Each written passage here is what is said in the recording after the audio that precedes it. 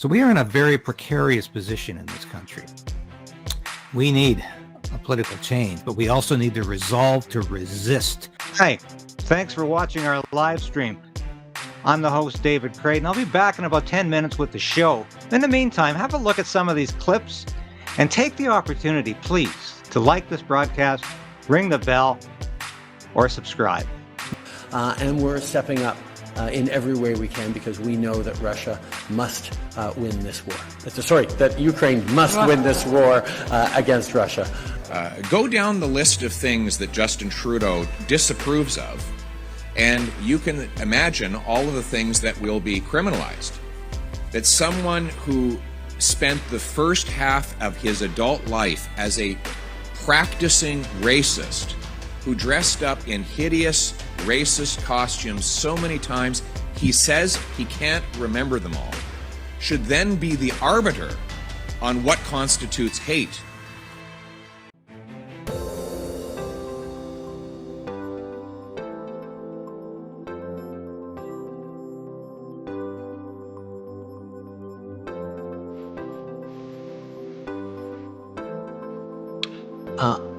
I did not call people who are unvaccinated names.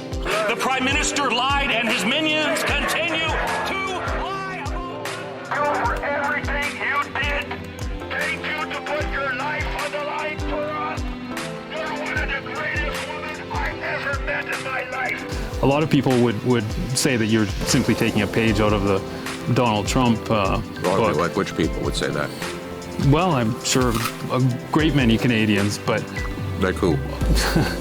I don't know who, but... We feel, because you all will have implants, and we measure your brain waves, and I can immediately tell you how the people react, or I can feel how the people react to your answers. Oh, no, Mr. Bond. I expect you to be chipped. I'm a liberal and a proud socialist, Mr. Speaker. This is a Manchurian candidate. For people who don't understand the expression, I'm not talking about the movie. I'm referring to somebody who can be used as a useful idiot by another country to come out and spout these things off. He is a Marxist. End your silence. Speak up. For God's sake, stop complying. Start rebelling.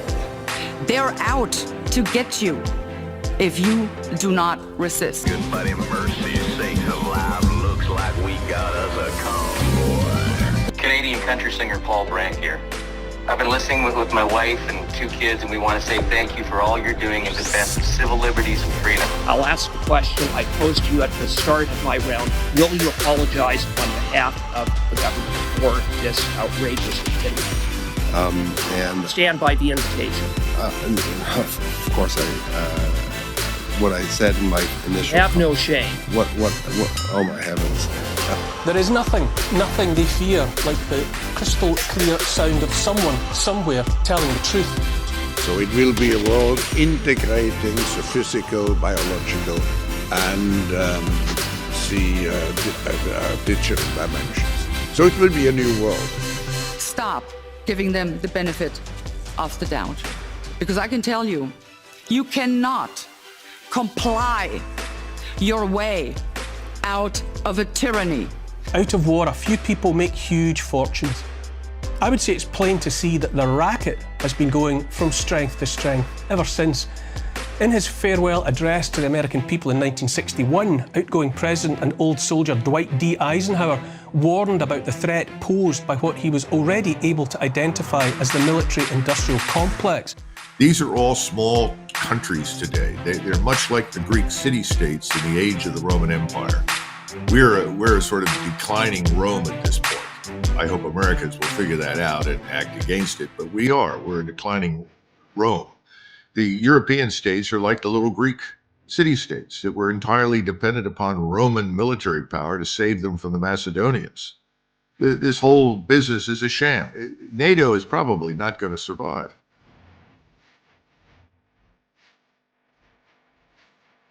From the Public Health Agency of Canada did not have the science to support this policy. So the government initiated a study with a guy named David Fisman at the University of Toronto. And this study was so bad, Madam Speaker, that there's a book called Fisman's Fraud, The Rise of Canadian Hate Science. And I just want to know, how much money did they spend on these studies to support this Arrive scam when they knew that they didn't have the science to even support it from day one? The Honourable Parliamentary Secretary. Well, Madam Speaker, the mega conservative far right is coming out. These are the anti, these are the ones that still deny the pandemic. And at the end of the day, thank goodness it was that Canadians and the majority of the people in the House saw the value of protecting the health and well-being of Canadians, and that the far right was marginalized back then, Madam Speaker, because as a direct result, more people are living today. When did you and your government start to become so afraid of your own citizens? The Online Harms Act. You heard about it? Well, I've got some bad news for you. It is aimed at your free speech. Thank God for truckers. They are so terrified that we, the people, may make what they think is the wrong choice. That in the name of protecting democracy and saving us from ourselves, they're actually destroying our democracy and taking away our freedom. This is the worst assault on freedom of expression ever in Canadian history. Donc le but, c'était de faire une pression économique, empêcher de faire. So the goal was to put economic pressure on these people to stop them from buying groceries, paying into their health insurance, and get them out of the streets? Not the characterization that I would put on it. The objective was to ensure that those who were funding the continued illegal blockade of this and other cities were no longer able to do so. Okay. Donc, vous n'avez pas répondu à ma question. So you didn't answer my first question. In which other democratic country is it possible to do that? Democratically passed legislation in this country pursuant to the Emergencies Act in Canada. Okay, donc vous avez fait le droit, là. Vous vous êtes inspiré de la Corée du Nord? So what, were you inspired by North Korea for this? No. I'm not going to respond to that type of question, Madam Chair. No, mais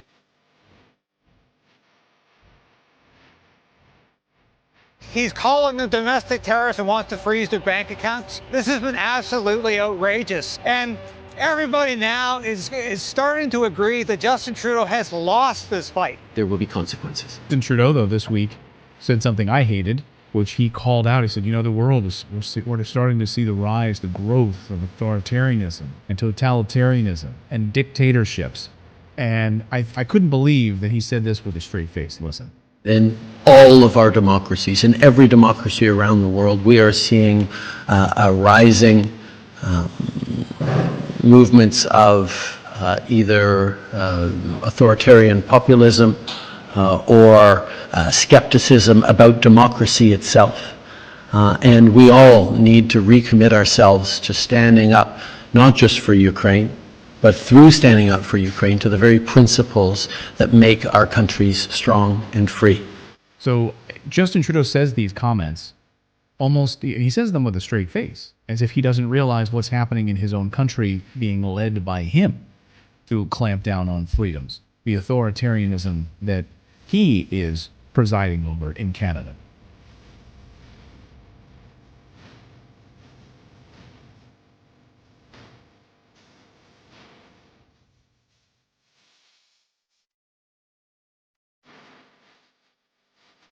Biden mourned Navalny's death.